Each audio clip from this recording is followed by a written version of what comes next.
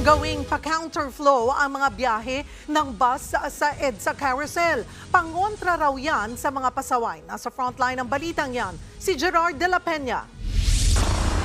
Araw-araw, bantay sarado ng Special Action and Intelligence Committee on Transportation o SAIC ang EDSA busway.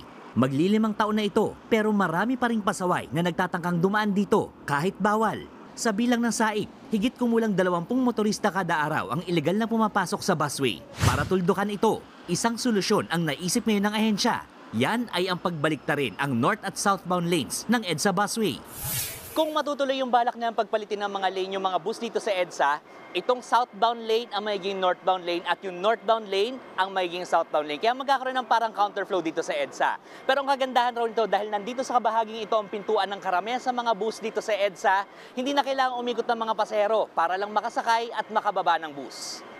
Kung matutuloy, mas ligtas para sa mga pasahero ng busway ang pagbaba at pagsakay nila sa bus, lalo't nakaharap na sa Center Island ang mga pinto ng bus. Instead na yung papuntang north, nandito sa right side, it can be on the left side, no?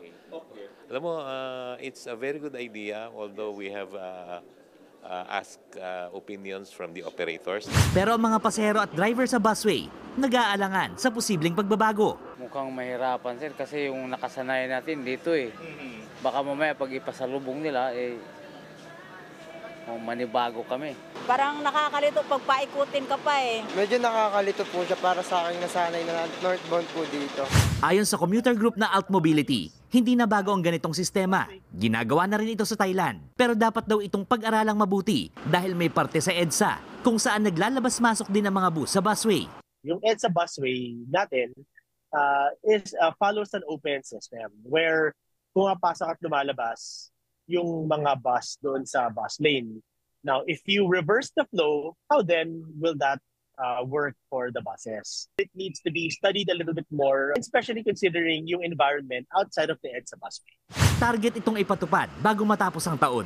Nagbabalita mula sa Frontline, Gerard de la Peña, News 5. Mga kapatid, Cheryl Cosim po, huwag maging huli at maging una sa lahat sa balitaan. Para sa tuloy-tuloy na talakayan sa Frontline, mag-follow at mag-subscribe sa social media pages ng News 5.